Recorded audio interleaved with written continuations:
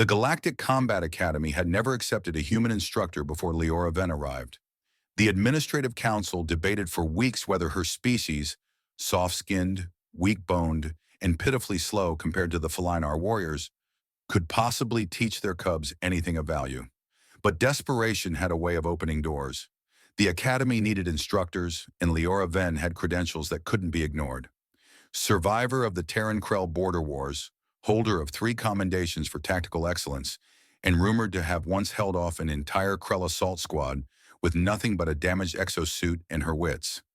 Still, when she walked into the training compound on her first day, the whispers followed her like shadows. "That's the human? She looks like she'd break in a stiff breeze. This is what passes for a warrior on Earth?" Leora ignored them. She'd heard worse. She'd survived worse. Her assigned class consisted of 12 felinar cubs, each barely into their adolescent molt, but already possessing reflexes that would put human Olympic athletes to shame. Their instructor, Senior Combat Master Jakar, watched from the observation platform with narrowed amber eyes and twitching tail, a sign of barely concealed skepticism. The cubs assembled in a loose formation, their spotted fur bristling with curiosity and poorly hidden disdain. They were used to instructors who could outrun, outjump, and outfight them. Leora Venn looked like prey. "I am Instructor Venn," she said simply, her voice carrying across the training ground without shouting.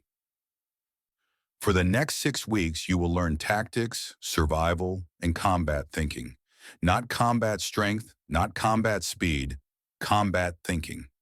One of the larger cubs, a male with bold markings, snorted.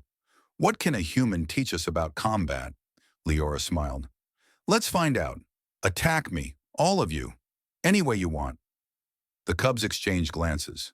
Jakar leaned forward on the platform, ears perked. This would be educational, certainly, though perhaps not in the way the human intended. The cubs moved like liquid lightning. 12 vectors of claws, teeth, and adolescent fury converged on the small human woman. In felinar combat doctrine, overwhelming speed and numbers were victory. Leora Venn moved like smoke. She wasn't faster than them. She was elsewhere. When claws slashed where she'd been, she'd already pivoted, using the smallest movements possible. When 3 cubs tried to pin her simultaneously, she dropped low, swept a leg, and sent one tumbling into the others. She never struck to harm, only to redirect. Within 45 seconds, all 12 cubs were on the ground, tangled in each other, panting and bewildered. Trilo Quickclaw, the smallest of the group, was the first to speak. "How? You're not fast enough to—" "Exactly," Leora said, helping him to his feet. "I'm not, so I don't try to be. Cubs, lesson 1, never fight the battle your opponent wants you to fight." Over the following weeks, the training compound transformed. Leora taught them things no felinar instructor had ever considered. How to use terrain as a weapon, how to turn an enemy's strength into liability, how to think 3 moves ahead instead of 1. She taught them that victory wasn't about who was strongest or fastest, it was about who adapted best. She showed Trilo, the smallest and often overlooked cub, how his size was an advantage in confined spaces. She taught the aggressive ones patience and the cautious ones when to strike. She ran them through scenarios where brute force failed and creativity succeeded. Most importantly, she taught them to think like humans, to see every problem as solvable, every disadvantage as temporary, every obstacle as an opportunity in disguise. The cubs transformed. They began moving differently, thinking differently. In sparring sessions, they started defeating cubs from other training groups, cubs who were bigger, faster, stronger. Jakar watched from his platform, his skepticism slowly morphing into something resembling wonder. The final examination arrived on a cold morning. The Academy's Grandmasters gathered to observe the combat trials, a series of scenarios designed to test everything the cubs had learned. Each group would face simulated combat situations, tactical puzzles, and live sparring against senior students. Leora's group moved through the trials like they'd been training together for years instead of weeks. Trilo used narrow corridors to neutralize a larger opponent's reach advantage. The aggressive cubs set perfect ambushes. The cautious ones struck at precisely the right moments. They adapted, improvised, and overcame every challenge thrown at them. The Grandmasters conferred in hushed tones, their tail language speaking volumes. During the final demonstration, Grandmaster Cathara descended from the observation platform. She was ancient, scarred, and legendary, a veteran of 4 major conflicts and teacher to 3 generations of warriors. She approached the assembled cubs, her weathered face unreadable. "Your performance today was unprecedented," she said slowly. "The tactical flexibility, the creative problem-solving, the way you turn disadvantages into advantages. This is not standard felinar doctrine. This is something new."